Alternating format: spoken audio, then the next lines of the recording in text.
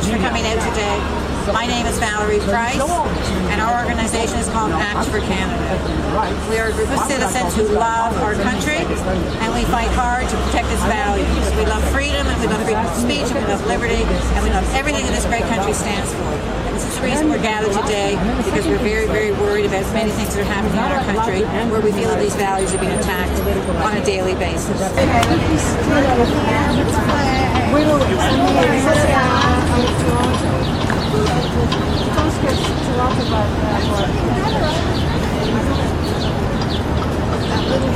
Welcome, everybody, ladies and gentlemen, and mesdames et messieurs, bienvenue. Thank you so much for coming. Thank you for supporting us. It's really, really important. We're here today to discuss the return of Omar Khadr. The fact is that he is coming back to Canada. That's a given. The question is when, and what do we do when he comes home?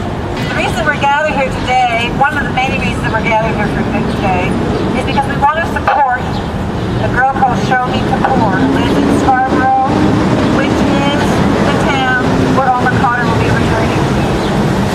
She's quite desperate, she's quite upset, and she really is worried about the fact that an unrepentant terrorist is going to be living in her town.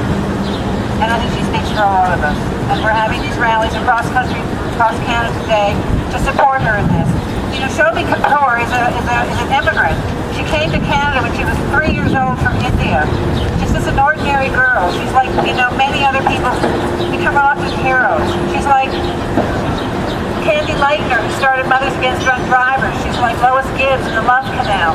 These are women who stayed at home, never said boo to a goose, didn't cause any trouble until something happened that they didn't like. And when the government didn't support them, they took it upon themselves to do something about it. And their perseverance and their dedication and their total tenacity eventually moved mountains, as you can see the results of MAD. So this is why we have to support them. The big question that we have, and Mark is going to speak about this afterwards, is why is it that the young people in Canada, how is it that they're being radicalized? They're being radicalized in their homes, they're being radicalized in the mosques, they're being radicalized in the prisons. And we're having a hard time dealing with that. What's our government doing to prevent this? How are families allowed to turn their children into people who hate Canada? It's the best country in the world. How did social services and the child protection agencies not help the Shafia girls? They were screaming out for help. They went many times asking for help, and everybody turned a blind eye to them. And those girls are dead today because of that. Those beautiful young girls who have their lives ahead of them, they're dead because of the fact that our government is too afraid to touch on certain subjects. For all of us who are gathered here today and who love this country, Canada is the best country in the world. And people like Shomi, who come as an immigrant, they embrace it. They embrace values and everything we stand for. And that's what we're doing. We represent a group called Act for Canada. We are just made up of ordinary citizens. We're women, we're men, we're children, we're people who love this country. And that we are going to fight to protect freedom of speech, and liberty. The other thing that we want to recognize today are our fallen comrades. Behind me is a poster that shows the name and the picture of all 159 Canadian soldiers who have died in Afghanistan. They were compatriots of Sergeant Christopher Speer, who was killed, murdered by Omar Khadr. Those are the people that we should be celebrating, helping, thanking them for their lives and what they do for us. They fight so that we can be free to stand here today and speak. And I would like to just suggest that we have a moment of silence to thank these courageous, patriotic men and women who fight to save free speech.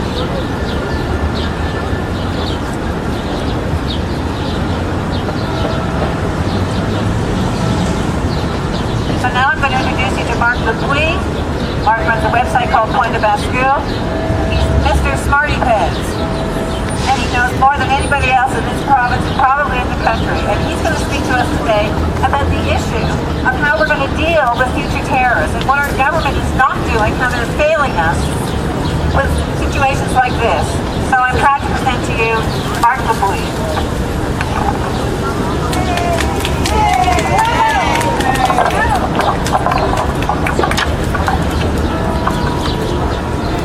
everybody, and welcome. Thank you for being here.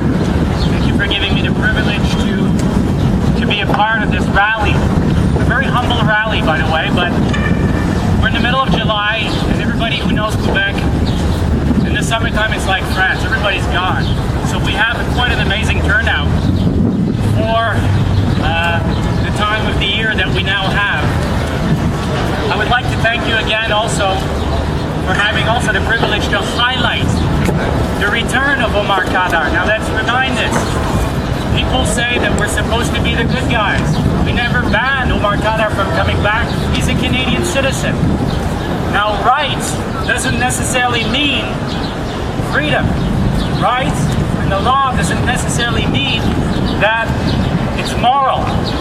So we're having some issues here, and I would like to thank also Valerie Price and all the people that organized this event on this venue.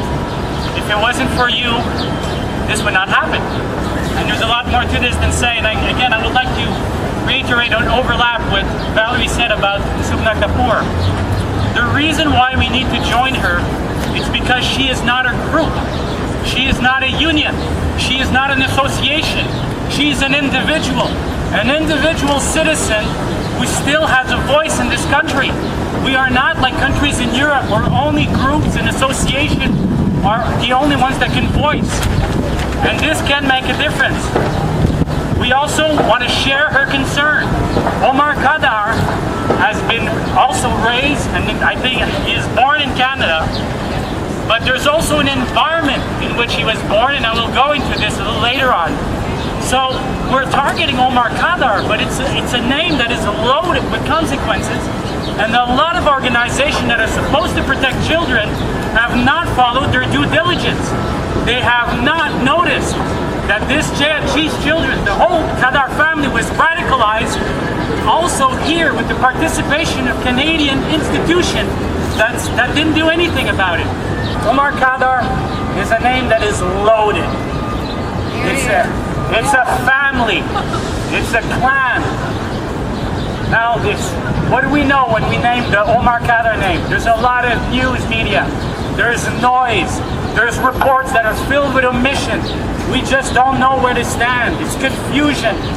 We may think of many different interest groups who claim to defend human rights, but oftentimes at the expense of the real victims. It demonstrates also, when you think of the name of Omar Khadr, that we are facing new challenges for the last 10 years, since September 11th. That our country, that the Western countries in general, have not been able to address the new type of threat that we're dealing with. Some people call Omar Khadr a child soldier. Now, the definition of child soldier, we can say, has been genetically modified to adapt to the needs of Omar Khadr. So there's a new paradigm now, and just like the case of the Turcotte affair, our legal system, our definition of human rights, does not fit the interests of the individuals in Canada. What I'm saying here, it helps groups. It helps group identity. It doesn't protect us. And to be able to even utter the word freedom, we need to feel safe. The role of the government is to make sure that we at least have the perception that they're doing something about it. So what else do we have when we think of Omar Khadr? We have had debates on the definition of citizenship. We have talked about loyalty. We have talked about treason. We have talked about immigration. And believe me, Mrs. Kapoor is an immigrant. She's from Indian descent. She's not a Christian of origin. And she's concerned because Omar Khadr is going to live in her neighborhood. She was also from the left. This is not a left and right issue. This is human rights. This is concern. So there's immigration issue. How come people like the father of Omar Khadr has been able to enter this country with a reputation? He had a diploma. He was an engineer. He had everything to succeed his life. He had all the means, all the credentials to have a prosperous family, live and give all the freeway, the advantages to his own children. So how did he get in here, and who is given the privilege to become citizens of Canada? Now this is what we know about Omar Khadr and his family. This is what the noise and the media doesn't allow us to hear about. These are facts, and even those who are trying to discard them cannot deny these facts. Currently, Omar Khadr was faced with a trial for killing Christopher Spear. A soldier, one might say, but he was a medic who 6 days earlier had walked into a minefield to save 2 wounded children, who also, in the same premises where Omar Khadr was, tried to save not only Omar's life, but also the lives of his fellow Muslims. All of them came out in security. His father was Canada's highest ranking, and I repeat, highest ranking member of Al-Qaeda. A very close personal person to Osama bin Laden in the 90s. And remember, Romeo Dallaire says we're supposed to be the good guys. When we talk about human rights, we are not supposed to be naive. So when Romeo Dallaire says we're supposed to be good guys, think about what Jean Chrétien did in the 90s. He freed a terrorist. So in the 90s, the Pakistani locked up Ahmed Khadr, Omar Khadr's father, and he thanks he basically thanked the intervention of the Prime Minister when he went there with Team Canada. Jean Chrétien set him free, and Omar Ahmed Khadr, Omar's father, came back to Canada, stayed just a couple of days, if you want months, and then went back to Pakistan, and what did he do? He joined the Taliban and Al-Qaeda. This is the father of a man that Romeo Dallaire wants to consider and insult everybody that had freed themselves from the burden of being a child soldier. Omar, we're confused. We say he might be a child soldier. I think one thing is clear. He calls himself a jihadist. A word that the RCMP is not even able to utter anymore, and our secret services are not even allowed by some form of vocabulary police to use. We can't even use to define those who call us enemies their own terms. The Khadr family called themselves jihadists. Now, a jihadist does not behave like a child soldier. A jihadist doesn't feel any remorse after he does his acts, and that's as if he's lucky and he doesn't go to heaven with a bunch of people with him. A child soldier very often are captured, taken as prisoners, raped, beaten up, forced to become child soldier. Omar Khadr had none of those characteristics. He was invited to go into a house. He was form and trade. He was joyfully preparing bombs, and these videos have never been denied. They're proof. They were found. You can see him enjoying himself.